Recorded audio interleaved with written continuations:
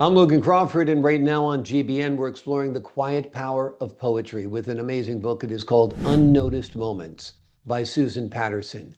In this beautiful collection, Patterson takes ordinary experiences and uncovers their universal truths, writing with simplicity, depth, and soul. Her work gently invites readers to reflect, offering comfort, wit, and wisdom that lingers long after each poem. We're delighted to have this very talented poet join us here today. We thank the team at Atticus Publishing for helping us put her on TV today, and we ask viewers like you to support writers like her by subscribing to our channel and by purchasing her amazing book. The links are below this interview. Susan, thank you so much for joining me here today. Thank you for inviting me. Great to have you on the show. The moments might be unnoticed, but they're not unnoticed any longer, and your work is no longer unnoticed because we've taken note of it.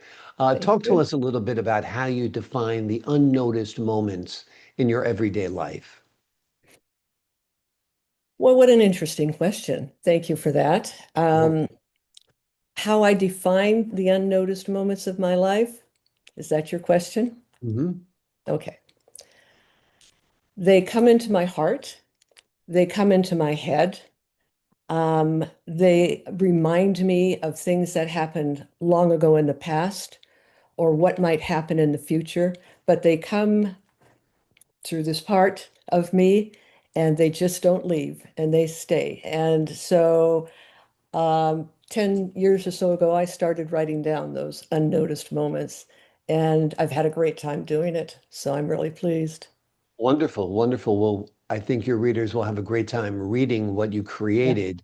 yeah. Give us an example of some of those overlooked parts of life. Golly, gee, overlooked parts of life. The When, subjects of your poems. yes, when you're with your family and everybody's having a really good time and it's wonderful and there's love and there's patience, and all of that that brings a good family together. You might not notice it while you're experiencing it, but the following week, for example, you'd notice all those unnoticed moments and put them in your little mind and in your little heart. And then you go on, but they stay with you. Those moments stay with you. Yeah. Exactly. I think when somebody is with you, whom you love, whether it's your Mhm. children or whomever, and they're part of your life for a while, they're visiting, say, and then they leave. To me, it's almost like the music stopped when they leave Oh, because yeah. it's such a nice time when they're there and you're surrounded by Yeah. that love and sharing in those moments that when it's gone, there's kind of a void. But it's nice to focus on the things that happened when you were together. And I think Mhm. that's what you do with your Mhm. poetry. Uh, Talk to us. Do you have a favorite poem in this collection? In this collection, well, I like the title poem for the book. Oh, I know. There's one I wrote about mothers, and it's really hooked on a lot of people, and it's very special to me. It talks about my mother and how I've kind of turned things around to realize all the specialness she was and what she taught other people. Absolutely. Um, what are some of the things that you think your mother taught other people? Oh, to be generous, Mhm. to be a good cook, to do well with babies, um, to have fun and laugh. She was a good lady. You wouldn't always see that. Um, my mother was born in 1909, and my dad was born right about the same time, coming from a um, different time of the world. She had a lot of things to say, a lot of teaching. Yeah, absolutely. My mom was born 1919, so kind of the same generation, and they were Yes. very strong people. That Oh was the my greatest goodness. generation, and Yes. my mother was very forthright. That's for sure. She was a sweet, kind, loving person, but she Yeah. spoke her mind. Yes. I And don't I think, go ahead. I don't know if you can see. I don't think there is. Well, maybe over here on the picture. There is a picture there of my mom driving a horse-drawn, uh, not carriage, Like a buggy? like a wagon. I'm sorry, like a Wagon. wagon. Yep. And my brother was in the picture, and my sister was in the picture. I didn't come till much later.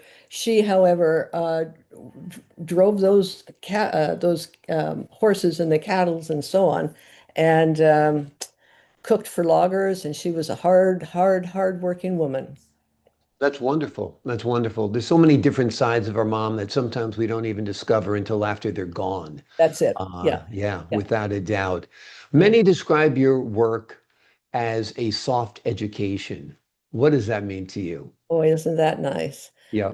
Sometimes, as we all know, pain is the author of our education.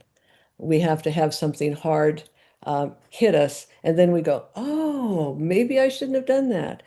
Soft education, which is what I talk about a lot, is nicer, is easier, is sweeter. It's just better to learn softly as opposed to falling in the river of Exactly. To get gentle lessons as opposed to yeah. being hit over the head with it. I think that's a great way to look at it. Um, so these poems date back to about 2010. Is that when you started writing them? A little bit earlier than that, I'd say about 25. Mhm. And I just started with little bits of wit and wisdom about tea. Am still a big tea drinker. That's what we drink in our house.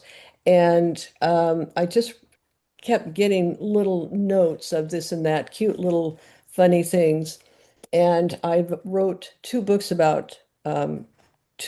books about tea, and I connected drinking tea with the poetry, and that was great fun. And then all of a sudden, things just got a little bit more serious, and I took note of that and started writing, and the words came to me. I don't grab for anything.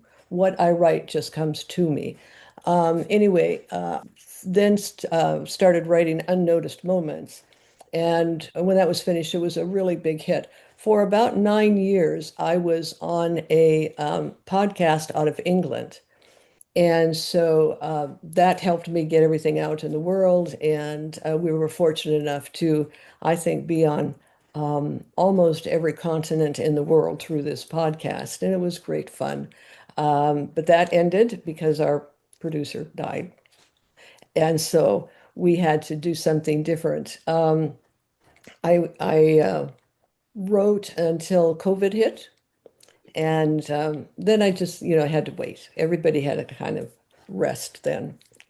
Yeah, absolutely. It was kind of a reboot or a restart for a lot of people. Yeah, There's before COVID and after COVID, and you've got your tea there, I see.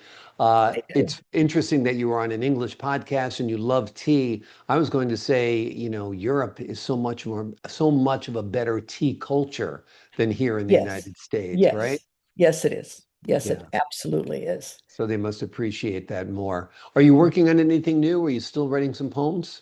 I am not working on anything new right now. I really do enjoy reading my poems to people, and I've done a fair amount of that. So I think we'll kind of keep in that direction. Um, uh, I also caught a disease that is I have to work with a little bit, and so we can't be running around just automatically doing everything we want. So. Yeah. Can I put you on the spot and have you read one of your poems for us right here? Are you prepared at all? Oh, I might have something If here. I twist your rubber arm, would you do that for me? Yes, Yeah. yes. Hold on. Okay, great. This is one about my mom, since we've already talked to her Yeah, about wonderful. that. Seeing the world through smoke-colored glasses. I cried when I purchased my first gray dress all the way home. The clerk at the store said, "You look so lovely in gray with your hair color, my dear." And she smiled a trying smile. Gray was my mother's choice when I knew her last. First was blue in her youth, which I never wore. then gray. My colors used to be dramatic red, chilling black, and dazzling white. That was then when I thought it was important to be intrepid. Now my closet is filled with shades of winter clouds. Excuse me, even the walls are like vapor of sorts. I've learned to appreciate the softness, the neither here nor there, no sharpness or glare, restraint, possibly even elegance, unpolished silver, gray, the color of cooing doves and elderly women.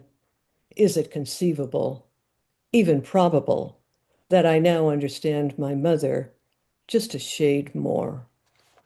Very nice. Very nice. The dress is a metaphor for aging and sharing some of the aspects of your mother's life. Yes, Yeah. yes. Yeah. Wonderful. Wonderful. Any more thoughts on that besides the ones I've given you from my first listen? Any more thoughts on this poem? Yeah.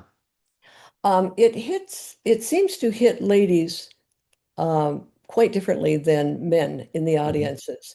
And I was having an art show at our home several years ago, and I pulled out new poems at that time, and the poem about mothers was in there. And then there was a couple of other poems that I read, and pretty soon all the ladies were crying. Mm. Yeah, and I Yeah. went, "Wow, really, guys, really?" Yeah. And I was a little surprised, but they said, "Play your women poems, read your women Mm. poems." And what spoke to me is there's a time to listen to your mom and a time to be with and like your mom, and so that's Yeah. that poem. Yeah, very nice, very nice. I often feel that connection with my father too. If there's a Oh style yeah, of clothes that he used to like to wear, I'll wear it. He'll yes, wear cuff.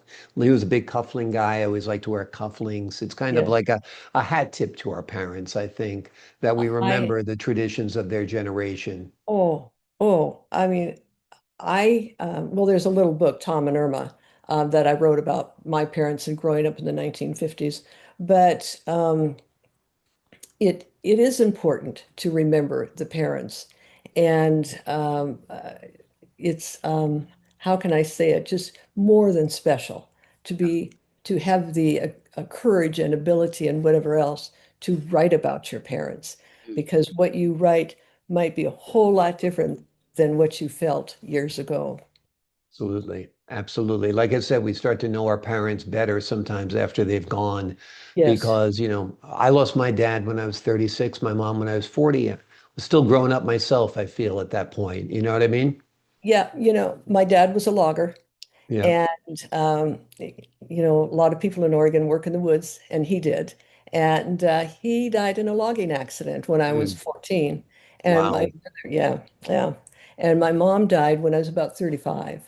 So, you miss those parents that go Yeah. early. And you truly were a child when your father died tragically, and you were Yes. still growing up at 35. I was still growing up. I'm Abs still growing up now. oh, So no. you can imagine. We have a little more time. Do you have one more poem you could share with us? Um, Short one, sure. How about Yes. this? The lament of the new butterfly. There is yellow coming out of things in the yard. There is a lighter shade of green out there as well. It must be spring. When did that happen?